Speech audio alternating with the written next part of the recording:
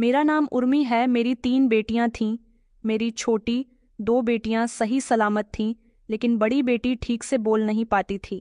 सुबह सुबह उठकर जल्दी जल्दी मैं अपनी तीनों बेटियों के लिए नाश्ता बना रही थी। मेरी बड़ी बेटी, जो कि पढ़ाई पूरी कर चुकी थी और अब घर के ही कामकाज संभाल रही थी।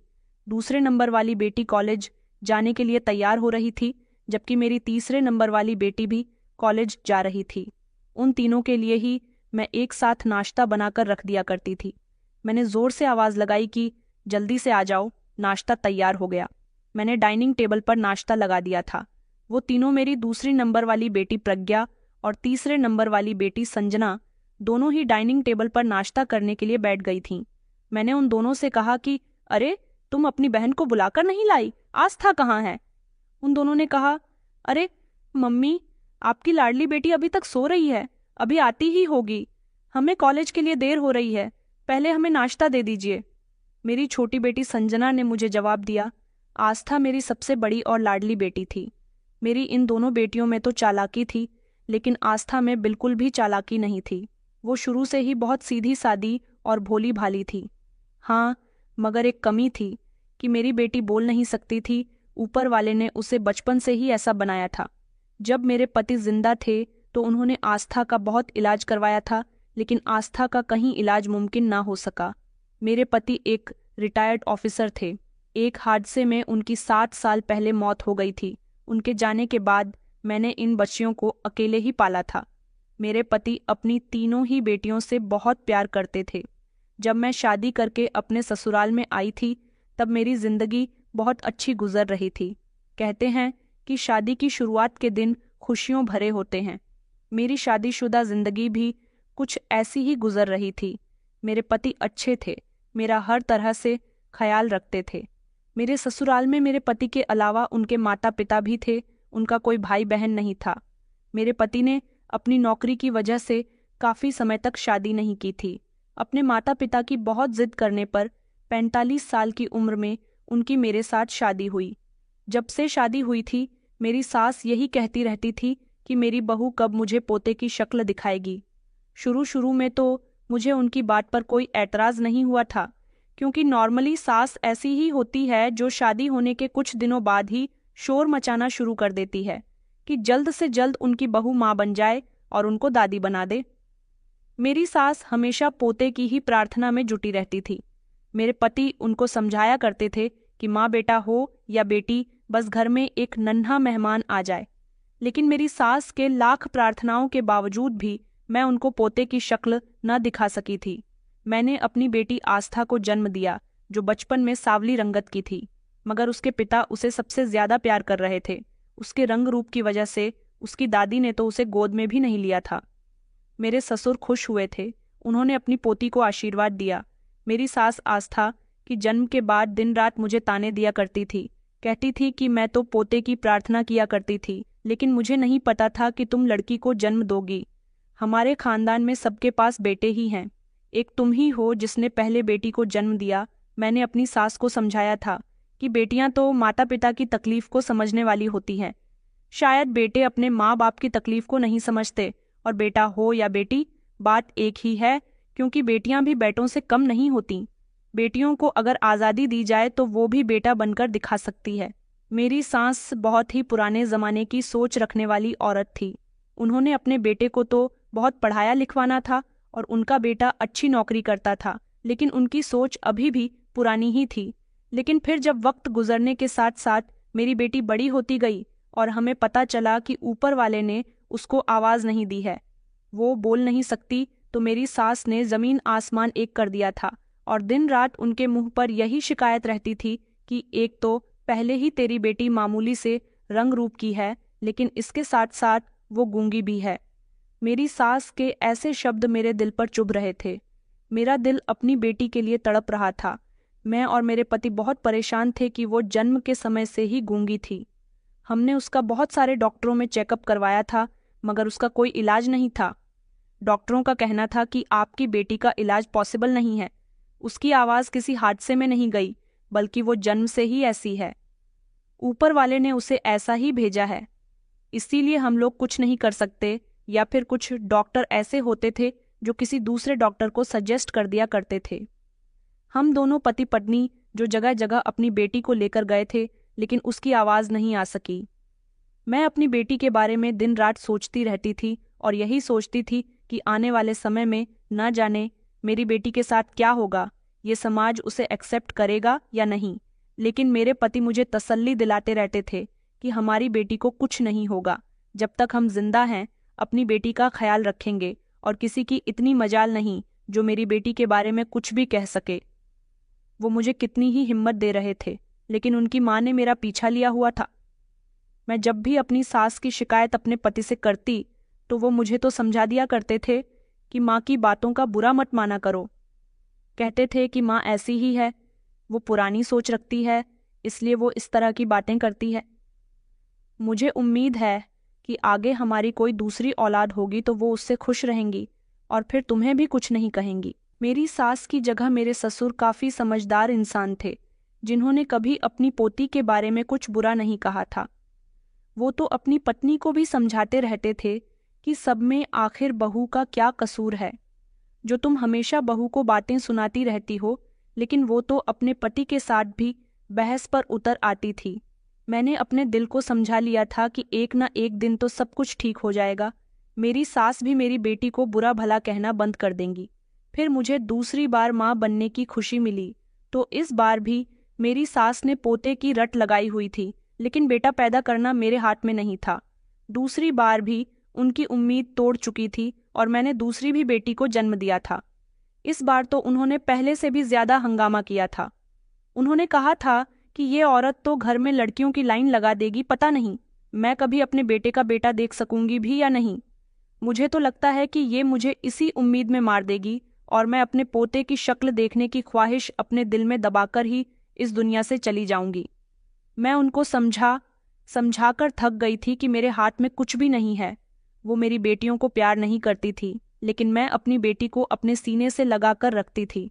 आस्था मेरी मासूम सी बेटी, जो बोल भी नहीं पाती थी, वो खामोशी से एक तरफ बैठी रहती थी। उसकी दादी कभी उसे हाथ तक नहीं लगाती थी। हाँ, मेरी दूसरी बेटी प्रज्ञा अच्छी शक्ल के मालिक थी, इसलिए मेरी सास उसको ज्यादा बुरा भला नहीं कहती थी। फिर तीसरी बार भी मुझे माँ बनने की खुशी मिली, तो तीसरी बार भी मेरी सास का यही कहना था कि अब की बार तो बेटा ही होना चाहिए, अगर बेटा नहीं हुआ तो तुझे इस घर से निकाल दूंगी। और साथ साथ तेरी बेटियों को भी मैंने अपनी सास से कहा था कि मेरे पति मेरे साथ हैं, वो कभी भी मुझे अपनी जिंदगी से अलग नहीं करेंगे। आपको भले ही मेरी बेटियां प्यारी ना हो, मगर मुझे अपनी बेटियां बहुत प्यारी हैं और मेरे पति को भी हम लोग कहीं नहीं जाएंगे। इस बार तो मैं भी ऊपर वाले से प्रार्थना कर रही थी कि मेरा बेटा हो जाए, क्योंकि मेरी सास ने मेरा जीना दुश्वार किया हुआ था। वो कभी ठीक मुंह से मुझसे बात भी नहीं करती थी। मैंने इस बारे में अपने पति से भी बात की थी। वो तो अपनी माँ को कुछ कहते ही नहीं थे, बस मुझे ही समझा दिया करते थे। मैंने उनसे कहा था कि अगर इस बार बेटा नहीं हुआ तो आपकी माँ मुझे खा जाएगी। पहले ही उन्होंने मेरा जीना दुश्वार किया हुआ है। मेरे पति ने मुझसे कहा कि अगर इस बार भी मेरी बेटी हुई तो हम दोबारा से बच्चे के लिए ट्राई करेंगे। ऊपर वाला कभी ना कभी तो हमें बेटा भी देगा। मेरी प्रेगनेंसी का टाइम पूरा हो गया, तो इस बार मेरी सबसे छोटी बेटी संजना ने जन्म लिया था, जो कि बेहद ही खूबसूरत थी, लेकिन उसकी खूबसूरती का कोई फायदा नहीं था। वो बेटा नहीं थी। मेरी सास का मुंह अभी भी बंद नहीं हुआ था। वो मुझे काफ़ी सारी बातें सुना चुकी थी, लेकिन ये हंगामा सिर्फ कुछ दिन ही चला था। उसके बाद भी मेरे ससुर जी की तबीयत ज्यादा ही खराब हो गई थी, जिसकी वजह से वो काफ़ी दिनों तक अपने पति की सेवा में लगी रही। फिर एक दिन ऐसा हुआ कि मेरे ससुर जी इस दुनिया को छोड़कर चले गए और इतना बड़ा दुख झेलने के बाद भी मेरी सास ने मेरा पीछा लेना नहीं छोड़ा था। वो मेरी बेटी को दिन रात उठते बैठते बातें सुनाती रहती थीं। बस यही कहती थी कि तुमने उनके दादाजी को पोते की शक्ल नहीं दिखाई और तुम्हारी बेटी संजना इस दुनिया में क्या आई। मेरे पति चल बसे। वो अपने पति की मौत की जिम्मेदार मेरी सबसे छोटी बेटी को ठहरा रही थी। मेरे पति ने उनको थोड़ा सख्ती से समझाया था और कहा था कि आपको मेरी बेटियों के लिए ऐसे शब्द इस्तेमाल नहीं करने चाहिए। मेरी छोटी दोनों ही बेटियां बहुत चंचल थीं, जो पूरे घर में शोर मचाती रहती थीं, लेकिन मेरी बड़ी बेटी आस्था बेचारी वो तो एक तरफ बैठी रहती थी। फिलहाल मेरी बेटियां जैसे जैसे बड़ी हुईं, मेरी सास दिन ब दिन बीमार होती चली गईं। संजना के जन्म के बाद मैं दोबारा कभी मां नहीं बन सकी और मेरी सास पोते की शक्ल को तरस गई।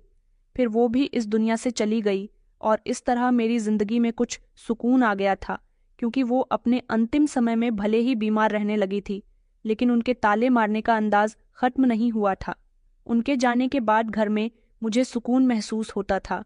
ऐसा लगता था जैसे अब मेरी बेटियों को बुरा कहने वाला कोई नहीं रहा। मैं और मेरे पति उनका बहुत ख्याल रखते थे, उनसे बहुत प्यार करते थे। मेरी बेटियां स्कूल जाने लगी थीं। आस्था को शुरू शुरू में तो मैंने स्कूल नहीं भेजा था, लेकिन उसके पिता ने कहा कि उसको शिक्षा प्राप्त करने का हक है, इसलिए उन्होंने अपने किसी जानने वाले के स्कूल में आस्था का एडमिशन करवा दिया था, जहां एजुकेशन हासिल करने में उसे कोई परेशानी नहीं आ रही थी। मेरी बेटी भले ही बोल नहीं सकती थी, लेकिन पढ़ाई में अपनी दोनों छोटी बहनों से ज़्यादा इंटेलिजेंट थी। वक्त के साथ साथ वो पढ़ाई में और ज़्यादा अच्छी हो गई थी। प्रज्ञा भी पढ़ाई में बहुत अच्छी थी, लेकिन संजना बचपन से ही पढ़ाई में अच्छी नहीं रही थी। उसको ज़्यादातर सजने संवरने का शौक रहता था। प्रज्ञा और संजना दोनों वैसे तो एक ही मिजाज की थी, लेकिन संजना से ज़्यादा समझदार प्रज्ञा थी और प्रज्ञा से भी ज़्यादा समझदार और समझदारी से काम करने वाली आस्था थी। हमारी जिंदगी बहुत अच्छी गुजर रही थी। बेटियां जवानी की दहलीज तक पहुंचने लगीं तो मेरे पति रिटायर्ड हो गए। उसके कुछ सालों के बाद ही एक हादसे में उनकी मौत हो गई। मैं सोच रही थी कि अपने पति के बिना मैं अपनी बेटियों को कैसे संभालूंगी, लेकिन मेरी बेटी आस्था ने घर को अच्छी तरह से संभाल लिया था। प्रज्ञा जॉब करने लगी थी और साथ ही साथ कॉलेज भी जाया करती थी। प्रज्ञा और संजना दोनों एक ही कॉलेज में पढ़ती थीं। आस्था को मेरे पति ने सिर्फ इंटर ही करवाया था। मेरे पति काफी समय से अपनी बेटी के लिए अच्छा रिश्ता तलाश कर रहे थे, लेकिन आस्था की शादी देखना उनके भाग्य में नहीं था। उससे पहले ही वो इस दुनिया से चल बसे। अपने पति के जाने का दुख मुझे बहुत था, क्योंकि वो मुझे अकेला छोड़ गए थे। शायद ऊपर वाले को यही मंजूर था। यही सोचकर मैं अपने आप को समझा लिया करती थी। पुरानी यादों से वापस लौटने के बाद जिंदगी ऐसी चल रही थी कि बेटियों ने मुझे संभालना हुआ था और मैंने अपनी बेटियों को संभालना हुआ था। उस दिन मेरी दोनों बेटियां कॉलेज चली गईं, तो आज तक घर के कामकाज में लग गई थीं। मैं उसे बड़े गौर गौर से देख रही थी और सोच रही थी कि न जाने कब मेरी बेटी की शादी होगी। मैंने अपने आसपास की कई औरतों से आस्था के रिश्ते के लिए कहा था, लेकिन अभी तक उसका रिश्ता नहीं लग पा रहा था। प्रज्ञा की पढ़ाई का फाइनल ईयर चल रहा था। मैं चाहती थी कि प्रज्ञा की पढ़ाई पूरी होने से पहले मैं आस्था की शादी कर दूं। मेरे पास आस्था की शादी का इंतजाम था, बस रिश्ता लगने की देर थी। कई बार तो ऐसा हुआ था कि जब लड़के वाले आस्था को देखने के लिए आए थे और उनकी नज़र संजना और प्रज्ञा पर पड़ गई, तो उन्होंने आस्था को छोड़कर संजना और प्रज्ञा के लिए रिश्ते के लिए कहा था। लेकिन मैं अपनी बड़ी बेटी को छोड़कर छोटी बेटियों की शादी नहीं करना चाहती थी। मैंने अपने दिल में ठान रखा था कि मैं अपनी बेटी को उसके घर का करके ही रहूंगी। इस दुनिया में कोई तो ऐसा होगा जो मेरी बेटी के जोड़ का होगा। अगर मैंने आस्था को छोड़कर छोटी बेटियों की शादी कर दी तो उसके दिल पर क्या एहसास होगा, ये मैं अच्छी तरह से जानती थी। मेरी कोशिश लगातार जारी थी कि उसके लिए कोई मुझे बेहतर रिश्ता मिल जाए। एक दिन कुछ लोग आस्था को देखने के लिए आए थे, लेकिन उन लोगों को भी जब पता चला कि मेरी बेटी बोल नहीं सकती और उसका रंग भी सांवला है, तो उसे देखकर उनका मूड खराब हो गया था और उनका खराब मूड देखकर मैं समझ गई थी कि उनको ये रिश्ता नहीं करना। मैं बहुत परेशान बैठी हुई थी। मेरी बेटी का मन भी उस दिन बहुत उदास रहता था। जिस दिन उसे लड़की वाले देखने के लिए आते थे, कई दिन इसी तरह से गुजर गए थे। प्रज्ञा की पढ़ाई पूरी हो गई तो वो अपना पूरा ध्यान जॉब पर लगा रही थी, लेकिन संजना के हालात मुझे काफ़ी दिनों से कुछ ठीक नहीं लग रहे थे, क्योंकि वो पढ़ाई में भी बहुत वीक चल रही थी। वीक तो वो पहले से ही थी। हर दूसरे तीसरे दिन उसकी शिकायतें आती रहती थीं। कुछ दिनों पहले उसने मुझसे मोबाइल की डिमांड की थी। मैंने उसे मोबाइल नहीं दिलवाया क्योंकि मेरे पास इतने पैसे नहीं थे, तो प्रज्ञा ने उसे उसके बर्थडे पर गिफ्ट कर दिया। मैं देख रही थी कि वो हमेशा मोबाइल में ही लगी रहती थी और ज़्यादातर अपनी सहेलियों के साथ बिजी रहती थी। मुझे उसकी ये हरकत बिल्कुल भी पसंद नहीं आ रही थी। मैं नहीं चाहती थी मेरी बेटियां किसी गलत रास्ते पर चले। एक दिन आस्था ने उसे किसी लड़की से फ़ोन पर चैटिंग करते हुए देख लिया था तो उसने संजना के हाथ से मोबाइल छीनकर मुझे दे दिया था। जब मैंने मोबाइल में उसकी लड़की के साथ चैटिंग देखी तो मेरे पैरों तले से ज़मीन निकल गई थी। मैंने संजना को बहुत डांट लगाई थी और उसका मोबाइल अपने पास रख लिया था। प्रज्ञा को भी कहा था कि अब कभी इसकी कोई डायमंड पूरी करने की कोशिश मत करना। संजना बार बार माफ़ी मांग रही थी, कह रही थी, मम्मी आज के बाद मैं कभी ऐसी कोई गलती नहीं करूंगी। मैं नहीं चाहती थी कि संजना की ये छोटी सी गलती कोई बड़ा रूप धारण कर ले, इसलिए मैंने उसका कॉलेज जाना भी बंद करवा दिया था।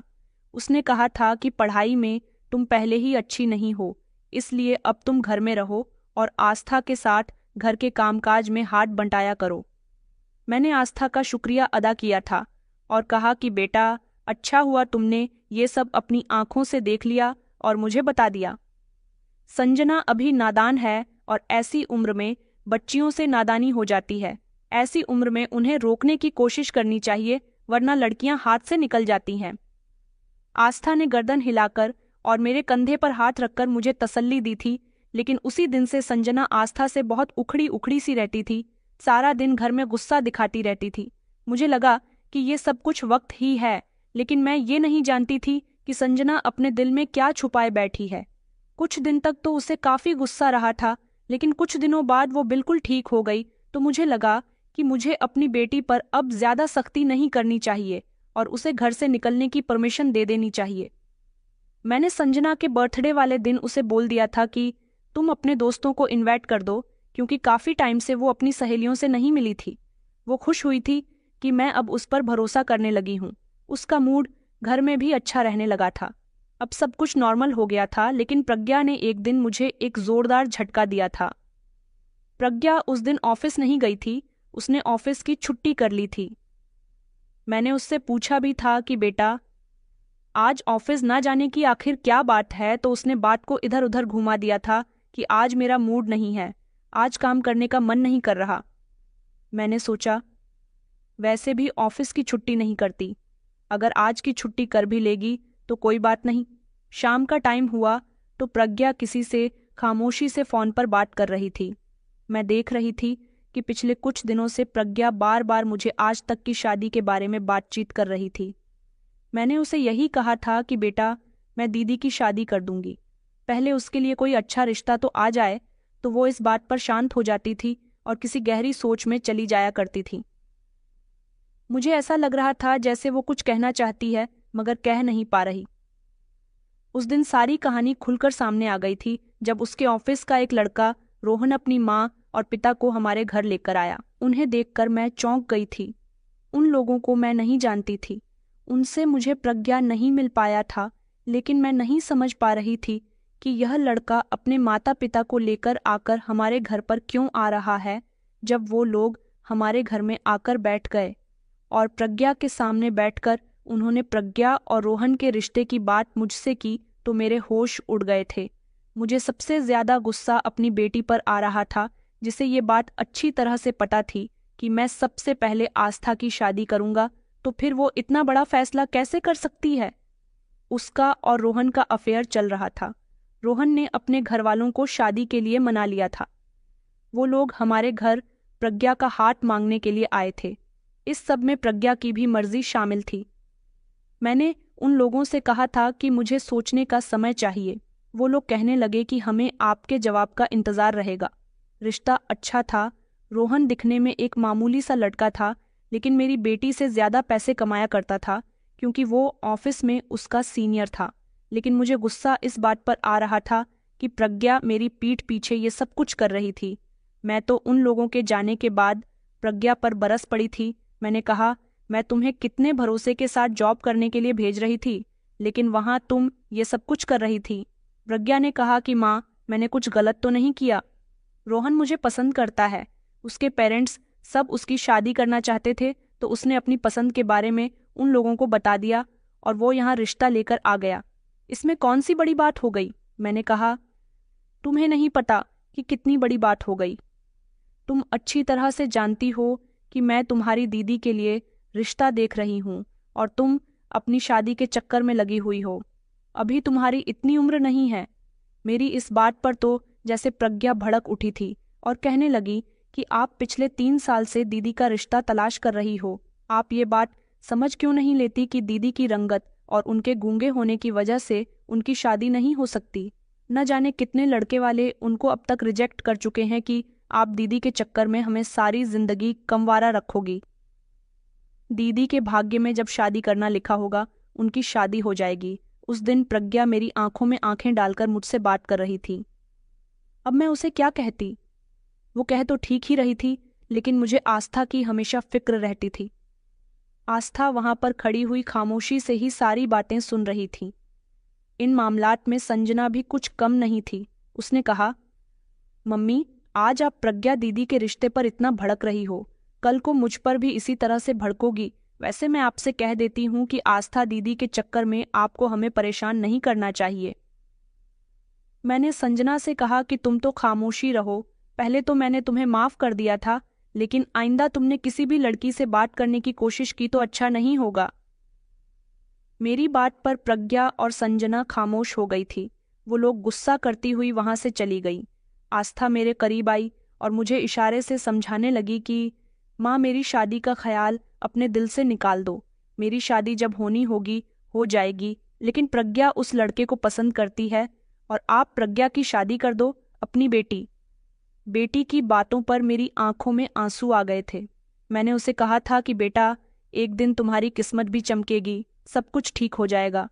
मेरी बेटी बस मुस्कुरा दिया करती थी, लेकिन उसके दिल में क्या चल रहा था ये मैं अच्छे से जानती थी।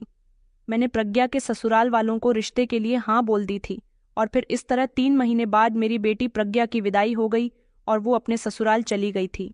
एक बेटी को विदा करके न जाने क्यों मुझे वो खुशी नहीं हो रही थी। मुझे ऐसा लग रहा था जैसे मेरी बेटी आज तक की शादी पहले हो जाती तो बात ही कुछ और होती। फिलहाल मेरी कमाने वाली बेटी अब अपनी ससुराल जा चुकी थी। कुछ दिन गुजर गए तो संजना कहने लगी कि माँ, मैं जॉब करना चाहती हूँ। मैंने उससे कहा कि बेटा, लेकिन तुम तो सिर्फ इंटर पास हो। तो संजना कहने लगी कि माँ, इसमें कौन सी बड़ी बात है, आजकल इंटर पास लड़कियों को भी बहुत अच्छी नौकरी मिल जाती है। मैंने कहा कि चलो ठीक है, तुम नौकरी करना चाहती हो, अगर तुम्हारी नज़र में कोई अच्छी नौकरी है तो तुम कर सकती हो। आजकल महंगाई बहुत बढ़ गई है, तुम्हारे पापा की पेंशन में घर का गुजारा नहीं हो रहा, तुम भी कमाने लग जाओगी तो मुझे कुछ सहारा मिलेगा जैसे प्रज्ञा से मिलता था। प्रज्ञा अपनी ससुराल में काफ़ी खुश थी। मुझे सुकून था कि चलो अच्छा है, मेरी बेटी खुश तो है। संजना नौकरी पर जाने लगी थी। उसे एक प्राइवेट स्कूल में टीचिंग की नौकरी मिल गई थी। कभी कभी हमारे घर प्रज्ञा अपने पति के साथ आया करती थी। आस्था उसे देखकर सिर्फ मुस्कुराती रहती थी। उसकी इस मुस्कुराहट में दर्द छुपा हुआ होता था, लेकिन मैं भगवान से प्रार्थना करने के अलावा उसके इस दर्द का कोई हल नहीं निकाल सकती थी। प्रज्ञा की शादी को लगभग 10 महीने गुजर गए थे और इतने समय में आस्था के लिए कोई रिश्ता नहीं आया था। मैंने तो अब उम्मीद उठाकर रख दी थी कि अब आस्था की शादी हो सकेगी। अब मैंने सोच लिया था कि अब जैसा हो रहा है मैं वैसा ही होने दूंगी और हमेशा अपनी बेटी का ख्याल रखूंगी। शायद ऊपर वाला मुझे ना उम्मीद नहीं करना चाहता था, इसलिए कुछ दिनों बाद अचानक ही कुछ मेहमान हमारे घर पर आ गए। उन लोगों ने कहा कि हम आपके यहाँ रिश्ता लेकर आए हैं। मैं समझ रही थी कि वो लोग ज़रूर संजना के लिए रिश्ता लेकर आए हैं, क्योंकि मेरी संजना प्रज्ञा से भी ज़्यादा सुंदर थी। मगर जब उन्होंने कहा कि नहीं, हमें आपकी बड़ी बेटी के बारे में किसी ने बताया था, हम आपकी बड़ी बेटी को अपने घर की बहू बनाना चाहते हैं, मैंने कहा, लेकिन मेरी बड़ी बेटी तो। इतनी ही देर में लड़के की माँ ने मुझे खामोश रहने का इशारा दिया और वो कहने लगी कि हाँ हाँ बहन, आपको आगे कुछ भी कहने की ज़रूरत नहीं है। हमें सब पता है कि आपकी बेटी बोल नहीं सकती और सांवली रंगत की है। देखिए रंग रूप से क्या होता है, और अगर आपकी बेटी नहीं बोल सकती तो इस बात से हमें कोई ऐतराज़ नहीं है। वैसे भी हम पढ़े लिखे और शांत बिहेवियर के लोग हैं। हमें तो सिर्फ एक अच्छी घरेलू और संस्कारी लड़की की तलाश है। हमें बताया गया है कि आपकी बड़ी बेटी के अंदर वो सारे गुण हैं। ऐसी लड़की हम तलाश करना चाहते हैं। उनकी बातें सुनकर तो मेरे होश उड़ गए थे। मुझे यकीन नहीं आ रहा था कि क्या वो सच कह रही है। वहां पर मेरी साथ संजना भी मौजूद थी, क्योंकि उस दिन संडे था और उसकी स्कूल की छुट्टी थी। संजना भी ये सब देखकर यकीन नहीं कर पा रही थी कि उसकी बड़ी बहन का रिश्ता घर चलकर आया है। उन लोगों ने आस्था को देखे बिना ही रिश्ता तय कर दिया था, लेकिन फिर भी मैंने उनके सामने आस्था को बुलाया तो उन्होंने फौरन ही उसे अपने गले से लगा लिया, उसे आशीर्वाद दिया और कहा कि हमें ऐसी ही लड़की चाहिए थी।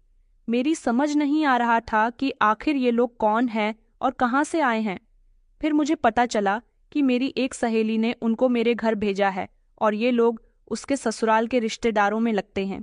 मैंने इस बारे में जब अपनी सहेली से बात की तो उसने कहा कि ये लोग बहुत ही सिंपल लोग हैं, इन्हें सिर्फ अपने बेटे के लिए एक संस्कारी लड़की की तलाश थी, और तुम तो जानती हो कि इतने मॉडर्न ज़माने में संस्कारी लड़कियां बड़ी मुश्किल से मिलती हैं, इसीलिए मैंने तुम्हारी बेटी के बारे में उनको बता दिया था। मैंने उससे कहा कि तुम्हारा बहुत बहुत शुक्रिया। मैं अगले ही दिन अपनी सहेली के साथ लड़के के घर चली गई थी। लड़के का घर बहुत बड़ा था, वो बहुत अमीर लोग थे। मुझे तो यकीन भी नहीं आ रहा था कि मेरी बेटी इस घर की बहू बनने वाली है। लड़के को देखकर तो मेरी आंखें फटी की फटी रह गई थीं। लड़का बेहद स्मार्ट और पढ़ा लिखा था। सुना था कि उसकी बहुत बड़ी कंपनी है और इस कंपनी का वो इकलौता मालिक है। मैं तो रिश्ते के लिए फौरन ही हाँ कर आई थी।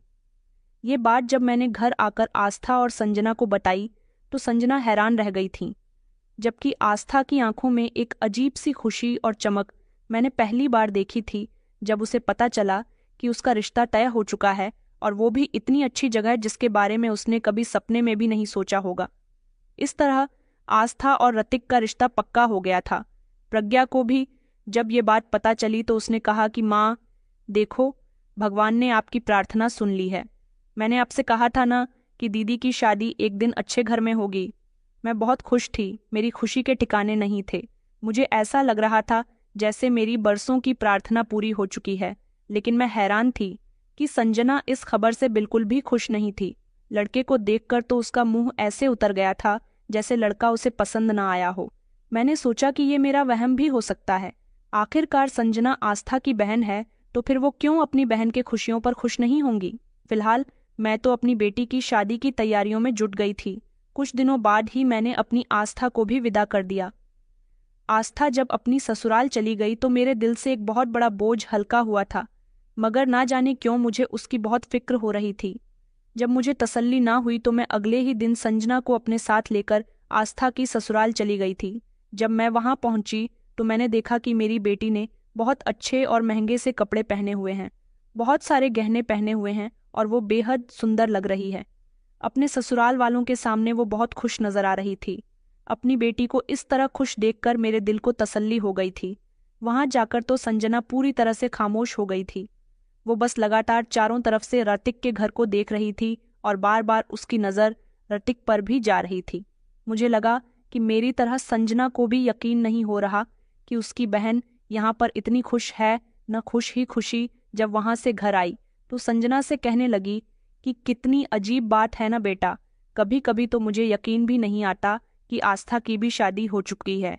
तुमने देखा था ना कि आस्था और ऋतिक एक साथ कितने खुश थे, और आस्था की सास तो बार बार अपनी बहू की तारीफें कर रही थी। हमारी बेटी को गए हुए अभी वहाँ एक ही दिन हुआ है और वो आस्था की इतनी तारीफ कर रही थी कि मेरे दिल को तो बहुत खुशी हुई। मेरी इस बात पर संजना ने जवाब दिया कि माँ, अजीब बात तो है, मेरी तो समझ नहीं आता कि उन लोगों ने अपने इतनी स्मार्ट और काबिल बेटी के लिए आस्था दीदी जैसी लड़की को क्यों चुना। मैंने इस बात पर फौरन ही चौंक कर संजना की तरफ देखा। मैंने कहा, क्या मतलब है तुम्हारा। मेरी बात पर संजना खामोश हो गई और कहने लगी कि माँ, मैं तो बस वैसे ही बोल रही थी। कुछ दिन और इसी तरह से गुजर गए थे। शादी के कुछ दिनों बाद जब आस्था हमारे घर आई तो बहुत खुश नजर आ रही थी, क्योंकि प्रज्ञा और आस्था थोड़ी बहुत देर के लिए अपने मायके आती रहती थी। संजना अभी भी नौकरी कर रही थी, लेकिन मैं देख रही थी कि संजना आजकल बहुत ज्यादा बिजी रहने लगी है। मुझे प्रज्ञा की तो इतनी याद नहीं आती थी, ज्यादातर संजना अपने स्कूल के काम में बिजी रहती थी। मैंने सोचा कि मैं फ्री टाइम में आस्था को देखने के लिए, उससे मिलने के लिए उसकी ससुराल चली जाया करूंगी, क्योंकि मैंने आस्था की सास को बता दिया था कि आस्था मेरे दिल का टुकड़ा है। मेरा कभी उससे मिलने का मन किया करे तो मैं आ जाया करूं, तो उन्होंने कहा था कि बहन जी, आप किस तरह की बातें कर रही हो, आस्था आपकी बेटी है, आप उससे कभी भी मिलने के लिए आ सकती हो। उसके ससुराल वाले बहुत ही भले लोग थे, इसलिए मैं अपनी बेटी से मिलने के लिए चली जाती थी, लेकिन वहां ज्यादातर उसकी सास उसके आसपास ही टहलती रहती थी, इसलिए वो हमेशा मुस्कुराती रहती थी। मगर एक दिन तो अजीब ही हो गया। जब वो अपने पति के साथ घर आई तो मेरे पास कमरे में आकर मेरे गले से लगकर रोने लगी और इशारे से मुझसे कुछ कहने लगी, मगर उसकी बात मुझे समझ नहीं आ रही थी। मुझे लगा कि शायद उसकी तबीयत ठीक नहीं है। ऐसी क्या बात थी कि वो रो रही थी, ये तो मेरी समझ नहीं आ सका। थोड़ी देर बाद ही वो अपनी ससुराल वापस चली गई थी। संजना ऋतिक के साथ बहुत अच्छे से पेश आती थी।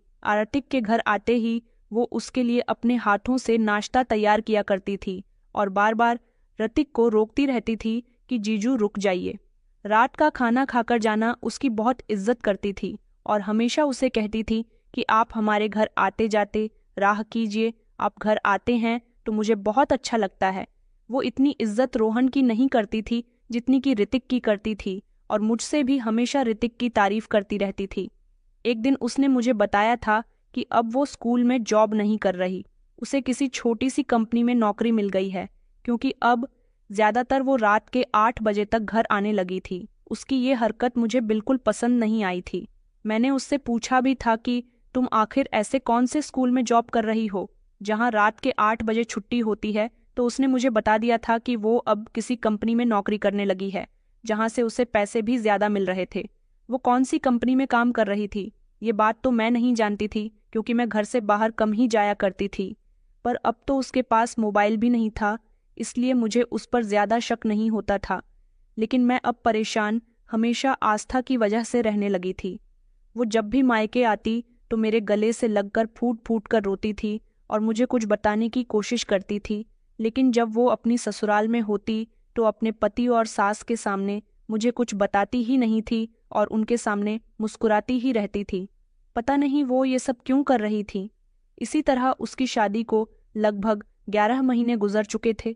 प्रज्ञा अपने पति के साथ दूसरे शहर में शिफ्ट हो गई थी, क्योंकि उसके पति की नौकरी दूसरे शहर में लग गई थी। एक दिन जब मैं संजना के कमरे की सफाई कर रही थी, तब मुझे उसकी अलमारी से कुछ शॉपर मिले थे जिनमें महंगी महंगी ड्रेसेस और एक दो में तो सैंडल्स भी मौजूद थीं। मैं ये सब देखकर हैरान रह गई कि उसने इतना सारा सामान और इतना महंगा सामान कब और कैसे खरीद लिया, क्योंकि मैंने अपनी बेटी को बचपन से लेकर अब तक अपनी मर्जी से ही अपने बजट के मुताबिक ही सामान दिलाती आई थी। और अगर कोई उसे गिफ्ट करेगा तो इतना सामान गिफ्ट नहीं करेगा, क्योंकि शॉपर बहुत सारे थे और उनमें अलग अलग तरह का सामान था जो लड़कियों के ही इस्तेमाल करने का था। मैंने सोचा था कि रात को संजना जब घर आएगी तो मैं उससे इस बारे में बात करूंगी, लेकिन उसके घर आने से पहले ही आस्था की सास का मेरे पास फोन आया। उन्होंने कहा कि आस्था की तबीयत बिगड़ गई है, आप जल्द से जल्द अस्पताल आ जाओ। मैं तो घबरा गई थी और जैसे ही अस्पताल पहुंची तो वहां जाकर पता चला कि मेरी बेटी मां बनने वाली है। ये खबर सुनकर मेरी खुशी के ठिकाने नहीं रहे थे। मेरी बेटी की तबीयत जब बेहतर हुई, उसके कमरे में उसे मुबारकबाद देने के लिए गई, मगर वो तो इस खबर को सुनकर खुश नहीं हुई थी। वो मेरे गले से लगकर फूट फूट कर रोने लगी। मैंने उससे कहा कि बेटा, तुम क्यों रोती हो? तुम्हारे ससुराल वाले और तुम्हारा पति बहुत अच्छा है, सब लोग तुम्हें खुश रखते हैं, तो फिर तुम क्यों हमेशा मुझे देखते ही रो जाती हो? उस दिन मेरी बेटी मुझे कुछ बताने की कोशिश कर रही थी और शायद वो चाहती थी कि मैं आज उसकी बात को समझ ही जाऊं। मैंने कहा, क्या तुम ये बच्चा नहीं चाहती? क्या तुम इस बच्चे से खुश नहीं हो? क्या ससुराल में कोई तुम्हें तंग करता है? मेरे इन सवालों का उसने नामा जवाब दिया था। उसने इशारा करते हुए मुझसे संजना के बारे में पूछा। मैंने उसे बताया कि संजना तो अभी ऑफिस में है, मैं तुम्हें बताना भूल गई थी, उसकी किसी कंपनी में नौकरी लग गई है। उसने फिर से संजना की तरफ इशारा करते हुए जल्दी से एक हाथ से अपना मंगलसूत्र पकड़ लिया और मुझे कुछ समझाने लगी, लेकिन मैं फिर भी उसकी बात नहीं समझ रही थी। मैंने कहा, बेटा, तुम क्या कहना चाहती हो? मुझे तुम्हारी कोई बात समझ नहीं आ रही।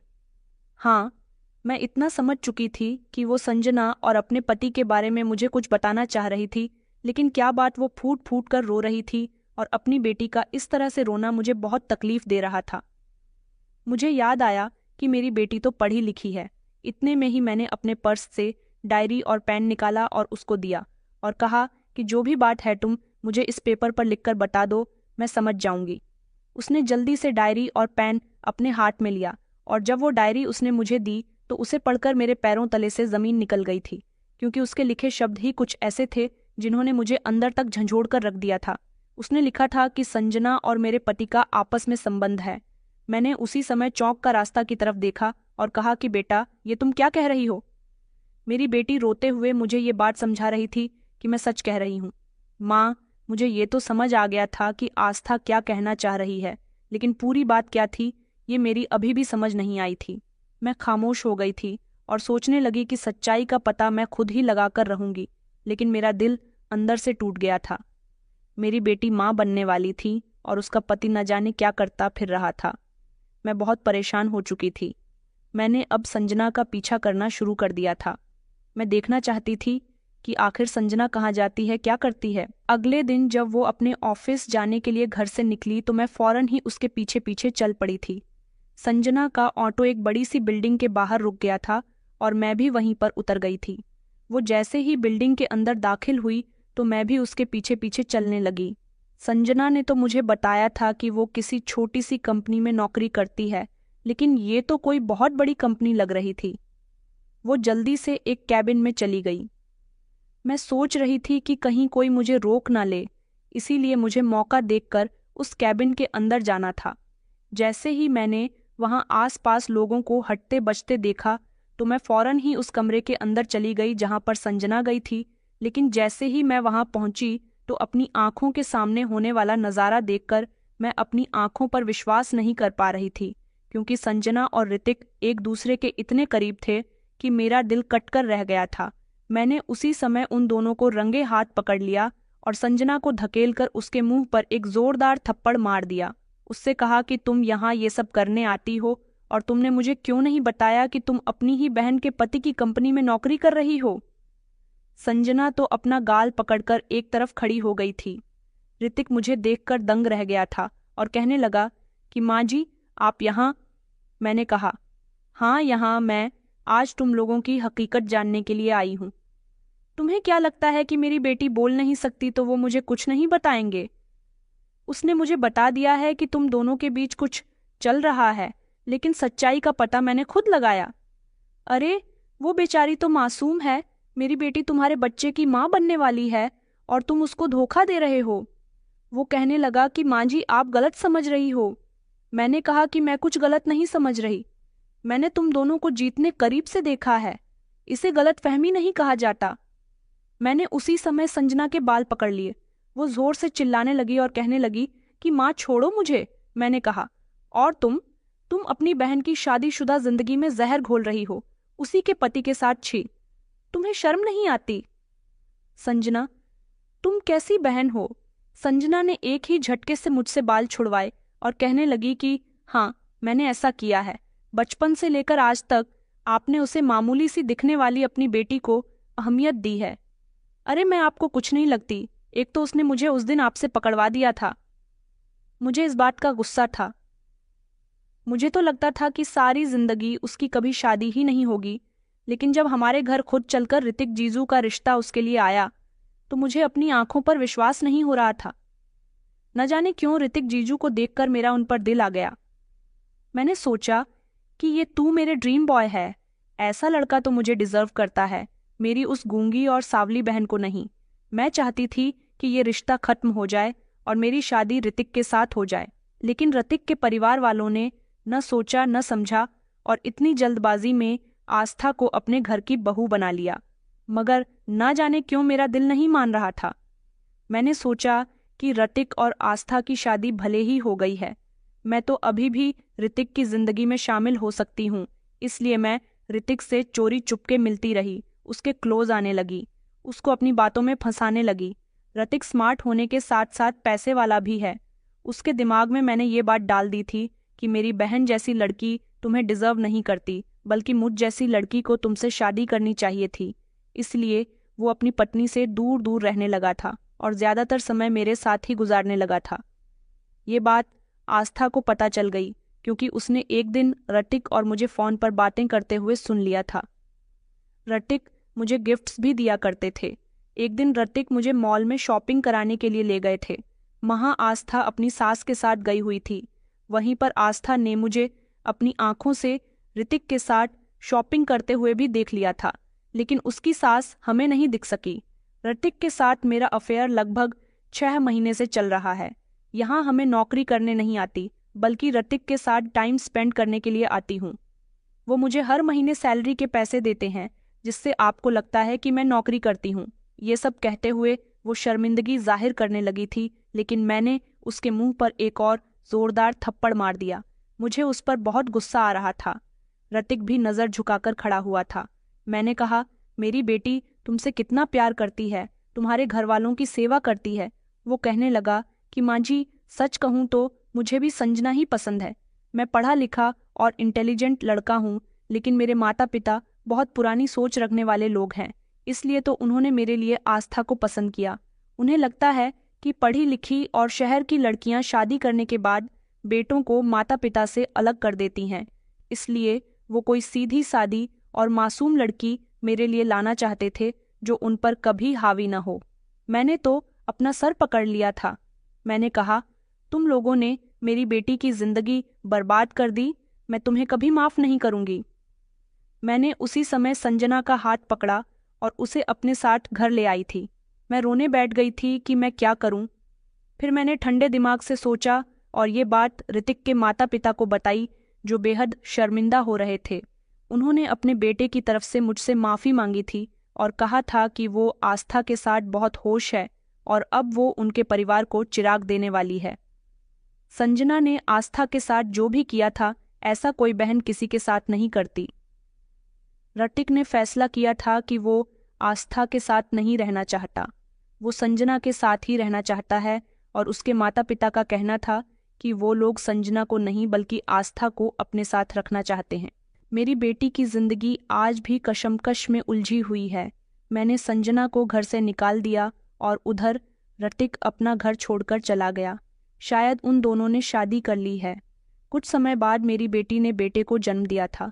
वो बेचारी अपनी जिंदगी के दिन बड़ी मुश्किल से काट रही है, लेकिन उसके ससुराल वालों ने उसे पूरा सपोर्ट किया।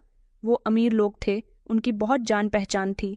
उसके ससुराल वाले ने अपने बेटे को जायदाद से बेदखल कर दिया और ऋतिक की पूरी जायदाद उसके बेटे और आस्था के नाम कर दी। आज मेरी बेटी आस्था लाखों की मालकिन है और बहुत ही हिम्मत वाली है, क्योंकि अपने पति से अलग होने के बाद भी उसने अपनी जिंदगी बर्बाद नहीं होने दी। अपने बच्चे की खातिर उसने खुद को संभाल कर रखा। ऋतिक और संजना ने मिलकर मेरी बेटी की जिंदगी बर्बाद कर दी थी। सुना है कि वो दोनों किसी दूसरे शहर में रहते हैं और वहाँ वो लोग बिल्कुल भी खुश नहीं है। जब उन दोनों की शादी को 1 साल हो गया तो ऋतिक आया था आस्था से माफ़ी मांगने के लिए, क्योंकि उसका गुजारा कुछ समय तक ही संजना के साथ हो सका। क्योंकि मेरी बेटी संजना एक ऐसी इंसान थी जिसे बेहद लालच था, और अपना लालच पूरा करने के बाद वो किसी भी इंसान को कुछ नहीं समझती थी। मेरी बेटी आस्था ने अपने पति को माफ़ नहीं किया, क्योंकि अब वो उसका पति भी नहीं रहा था। मेरी बेटी ने उसे डिवोर्स ले ली थी।